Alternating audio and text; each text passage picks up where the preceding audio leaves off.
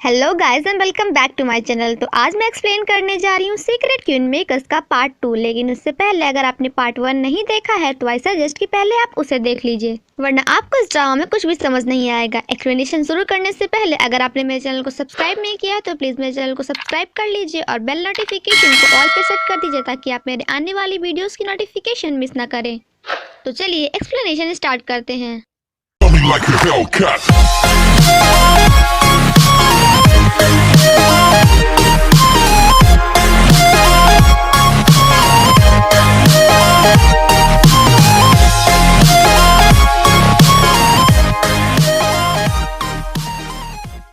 तभी उसे सायरन बजने की आवाज़ आती है और वह देखती है कि 4 आदमी उसे पकड़ने के लिए उसकी तरफ आ रहे हैं, तो वह वहां से भागने लगती है। लेकिन तभी उसके सामने हुआंग आ जाता है, जिसके कारण उसे रुकना पड़ता है और गोंगजू को इन्वेस्टिगेशन रूम ले जाता है, जिसे देखकर वह काफ़ी डर जाती है और वहां से भागने लगती है। तो हुआंग उसे बैठने के लिए कहता है। तभी गोंगजू हुआंग से पूछती है कि वह उसे यहाँ पे क्यों लाया है। तो हुआंग इससे कहता है कि तुम इस तरह भोली बन रही हो। तभी गोंगजू याद करने की कोशिश करती है कि उसने कौन सा क्राइम किया है। तभी उसे याद आता है कि उसने परफ्यूम तोड़ दिया था और उसे इस बात का काफ़ी पछतावा होता है कि वह यहाँ पे दोबारा क्यों आई है। तभी हुआंग उसे अपना जुर्म कबूल करने के लिए कहता है। तो गोंगजू कहती है कि प्लीज़ मुझे भी एक लॉयर चाहिए। तो बताता है कि यहाँ पे ह्यूमन लॉज अप्लाई नहीं होते हैं और गोंगजू को बताता है कि अब हमारे मास्टर ही फाइनल डिसीजन लेंगे। और गोंगजू को कहता है कि तुम मुझे बता दो कि तुमने ज्वेलरी कहाँ छुपाई है। तो गोंगजू शॉक्ड होकर पूछती है कि ज्वेलरी, कौन सी ज्वेलरी, और उसे यह भी बता देती है कि उसने सिर्फ और सिर्फ एक परफ्यूम बॉटल तोड़ा है, ना कि कोई ज्वेलरी चुराई है। और हुआंग गोंगजू को उसी शॉप में ले जाता है जहाँ से ज्वेलरी चोरी हुई थी। तभी वहाँ पे एक लड़का बताता है कि इसी लड़की ने ज्वेलरी चुराई है और वह लड़का कहता है कि मैंने अपनी दोनों आँखों से देखा है कि इस लड़की ने कैसे वह ज्वेलरी चुराई है, और वह उसे पूरी स्टोरी बताता है। तो यह सब सुनने के बाद गोंगजू कहती है कि चलो ठीक है, अगर मैंने ज्वेलरी चुराई भी है लेकिन मैंने उसे छुपाया कहाँ है। तो हुआंग उसे उसका बैग खोलने के लिए कहता है, पर वह बैग किसी से नहीं खुलता क्योंकि उसका पासवर्ड किसी को नहीं पता था। तो सभी लोग गोंगजू के बैग को खोलने की कोशिश करते हैं, पर वह बैग नहीं खुलता है, बल्कि उसमें से एक अजीब सी रोशनी निकलने लगती है, जिसे देखकर हुआंग शॉक्ड हो जाता है और कहता है कि ये बैग तो मास्टर का है। और गोंगजू से पूछता है कि तुमने ये बैग कहाँ से चुराया है। तो गोंगजू से बताती है कि मैंने चुराया नहीं, बल्कि ये गलती से चेंज हो गया है। यह सब सुनने के बाद वह आदमी काफ़ी डर जाता है और वह एक्सेप्ट कर लेता है कि सारी ज्वेलरीज उसी ने चुराई थी। तो हुआंग उसे सॉरी बोलता है और उससे पूछता है कि क्या तुम वापस जा रही हो। तो वह बताती है कि हाँ बिल्कुल, और कहती है कि मैं अगर यहाँ थोड़ी देर और रुकी तो पता नहीं मेरे साथ क्या हो जाएगा। और गोंगजू से कहता है कि क्या तुम उस चीज़ को छोड़कर नहीं जाओगे जो तुमने चुराया है। तो गोंगजू फिर से पूछती है कि मैंने क्या चुराया है। तो हुआंग कहता है कि मेरा दिल। उसे कहता है कि मैं तुम जैसी लड़की से आज तक नहीं मिला, प्लीज़ तुम मेरी हो जाओ। जिसे सुनने के बाद गोंगजू थोड़ा शर्माने लगती है। तो हुआंग कहता है, देखा तुम थोड़ी देर के लिए पिघल गई थी। तो हुआंग उसे अपने पास खींचता है और उससे एक लॉकेट पहनाता है और उसे कहता है कि तुम्हें इस लॉकेट की काफ़ी ज़रूरत है, सो प्लीज़ इसे खोना मत। और वहाँ से चला जाता है। तभी उसे सूटकेस याद आता है और वह हुआंग के पीछे भागने लगती है और कहती है कि मुझे मास्टर कहाँ मिलेंगे, और इधर उधर देखने लगती है। और उसके इधर उधर देखते ही देखते वह वापस उसी मॉल में पहुँच जाती है। तभी पीछे से वांग वीना आती है और आंग गोंगजू की ज़मीन पे पड़ी कूपन बुक को उठाती है और उसमें देखती है कि उसके पास 3 कूपन कलेक्ट हैं, पहला चैनसंग का, दूसरा लितक का एंड तीसरा वांग का। और कहती है कि तुम इसका क्या करोगी और तुम क्यों कलेक्ट कर रही हो। तो गोंगजू उससे कूपन बुक छीन लेती है और कहती है कि अपने काम पे ध्यान दो। वांग वीना गोंगजू से कहती है कि बदलने की भी कुछ लिमिट होती है और तुम्हें बदलने के लिए तो तुम्हें दोबारा जन्म लेना पड़ेगा, और वहाँ से चली जाती है। तभी गोंगजू वॉशरूम जाती है और मिरर में अपने लॉकेट को देखती है और काफ़ी खुश होती है। तभी उसके ग्रुप में मैसेज आता है और जब वह उसे खोल कर देखती है तो उसमें सभी लड़कियां गोंगजू के बारे में अजीब अजीब सी बातें कर रही थी, जैसे गोंगजू ब्यूटी कॉन्टेस्ट में पार्ट लेने वाली है, कि वह पागल हो गई है एंड ब्ला। और ये सब देखने के बाद गोंगजू काफ़ी उदास हो जाती है और वॉशरूम से बाहर चली जाती है और अपने लॉकेट को अपने गले से उतार कर फेंकने लगती है। तभी वहाँ पे छहनेवाला जाता है और उसका हाथ पकड़ लेता है और उसे कहता है कि मुझे तुम्हारी ज़रूरत है, और गोंगजू को वापस से उसी दीवार के अंदर ले जाता है और इस बार उसे वांग वीना भी जाते हुए देख लेती है। और थोड़ा शॉक्ड भी हो जाती है।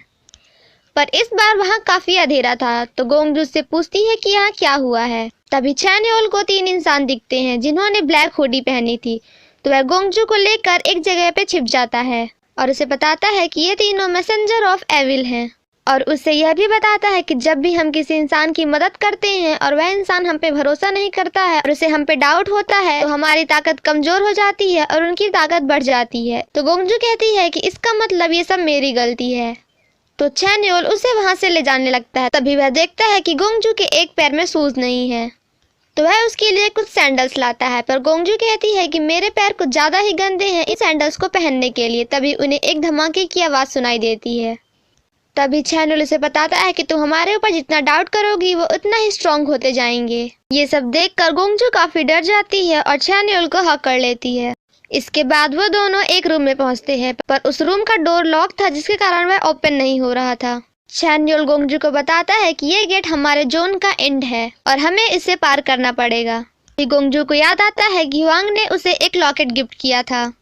तभी उसे उस डोर के बगल में उसी लॉकेट का साइन दिखता है, तो वह अपना लॉकेट उतार कर उस साइन पे रखती है, जिसके बाद वह गेट ओपन हो जाता है और इसके बाद वो दोनों मैसेंजर ऑफ ब्यूटी में पहुंच जाते हैं। तो गोंगजू से कहती है कि हमने कर दिखाया। तो चैनयोल बोलता है कि अभी नहीं, अभी हमें मास्टर का बैग ओपन करना पड़ेगा। तो गोंगजू कहती है कि मुझे इसका कोड पता नहीं, जिस पर चैनयोल उसे बताता है कि सिर्फ और सिर्फ तुम ही इसे खोल सकती हो। तब गोंगजू इन तीनों मैसेंजर्स को याद करती है और उस कोड का पता लगा लेती है और बैग को खोल देती है। लेकिन जैसे ही गोंगजू बैग खोलती है तो उसमें से रोशनी निकलती है और उसके बाद हम गोंगजू को उसी कंपटीशन में उसके बैच के साथ देखते हैं। तभी वहां का एक वर्कर आके बताता है कि नेक्स्ट टर्न गोंगजू तुम्हारा ही है, और गोंगजू को अंदर भेज देता है जहां सभी कंटेस्टेंट उसका वेट कर रहे थे। तो गोंगजू सोचती है कि काश ये ड्रीम हो, और इसके बाद आंग गोंगजू की आंख खुलती है बस में, और गोंगजू यह सोचकर काफी खुश होती है कि यह सब एक ड्रीम था। इसके बाद वह अपनी कूपन बुक खोलती है, पर उसमें कोई भी स्टिकर नहीं होता है, तो वह इस बार कंफर्म हो जाती है कि यह सब एक ड्रीम था। तभी गोंगजू के मोबाइल में नोटिफिकेशन आता है कि उसका एप्लीकेशन ब्यूटी कॉन्टेस्ट के लिए एक्सेप्ट हो गया है। तो वांग वीना उसे आकर बताती है कि उसने उसके सारे स्टिकर्स जमा कर दिए हैं। नेक्स्ट डे कॉन्टेस्ट का दिन आता है जहां सभी लड़कियां तैयार हो रही थी, पर वहां पे गोंगजू नहीं थी। गोंगजू अकेले गार्डन पे बैठी थी। तब वह अपने मोबाइल पे आए उस नोटिफिकेशन को देखती है और उसके बाद वह वहां जाने का डिसाइड कर लेती है। गोंगजू भागते हुए मेकअप आर्टिस्ट के पास पहुंचती है और अपना मेकअप करवाती है, और जब वह अपना ड्रेस चेंज करके बाहर आती है तो उसे दोबारा ली जून दिखता है। तो वह उसे फॉलो करते हुए एक रूम में पहुंचती है जहां ली जून कॉफी पी रहा था, और वह उसके पास जाती है। तो ली जून कहता है कि तुम्हारी ट्रिप कैसी थी, जिसे सुनकर गोंगजू शॉक्ड हो जाती है और कहती है कि ये सब ड्रीम नहीं था, मैं उन सभी से मिल चुकी हूँ।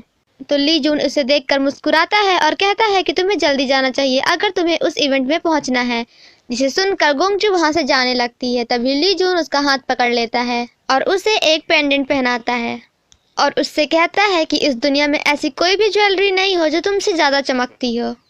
जिसके बाद ये सीन यहीं पे कट हो जाता है और हमें सीन दिखाया जाता है उसी ब्यूटी कॉन्टेस्ट का, जहाँ पे सभी कंटेस्टेंट पहले से ही मौजूद थे। तभी पीछे से गोंगजू वहाँ आती है और उसे देखकर सभी शॉक्ड हो जाते हैं, क्योंकि वह काफ़ी ज़्यादा सुंदर दिख रही थी और वह बिल्कुल चेंज हो गई थी।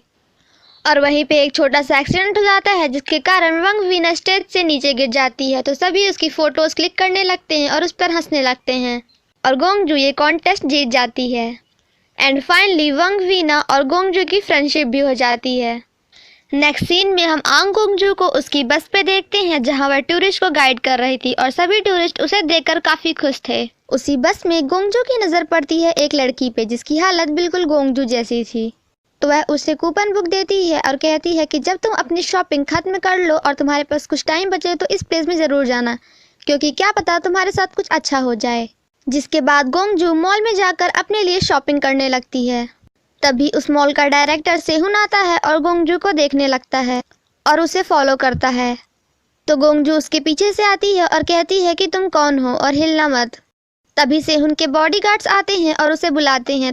तो वह बताता है कि वह अपनी फ्रेंड के साथ है, जिससे वह बहुत दिनों के बाद मिल रहा है, जिसे सुनकर गोंगजू शॉक्ड हो जाती है। जिसके बाद गोंगजू को याद आ जाता है कि यह तो सेहुन है। गोंगजू उससे पूछती है कि तुमने मुझे कब देखा। तो सेहुन उससे कहता है कि क्या तुम्हें याद नहीं, हम दोनों एक दूसरे से टकरा गए थे लिफ्ट के सामने और हमारा सूटकेस भी चेंज हो गया था। तो यह सुनकर गोंगजू शॉक्ड हो जाती है और सोचती है कि इसका मतलब उस दिन मैं मास्टर से नहीं बल्कि सेहुन से टकराई थी। और सेहुन गोंगजू से बताता है कि मैं उस दिन से तुम्हें बहुत ज़्यादा पसंद करने लगा हूँ, लेकिन इस बार मैं अपना चांस मिस नहीं करूँगा। और सेहुन गोंगजू का हाथ पकड़ लेता है, जिसके बाद दोनों मुस्कुराते हैं और ये सीन यहीं पे कट हो जाता है। इसके बाद हम उस लड़की को देखते हैं जो कि उसी जगह पे उसी दीवार के पास पहुंचती है जहां पे उसे गोंगजू का बैग दिखता है। और जैसे ही वह उस बैग के पास खड़ी होती है तो वह सूटकेस अपने आप उस दीवार के अंदर जाने लगता है और उस बैग को पकड़ने के चक्कर में वह लड़की भी दीवार के अंदर चली जाती है और ये ड्रामा यहीं पे खत्म हो जाता है। Thank you so much guys for watching my explanation. Stay safe and healthy. Bye bye.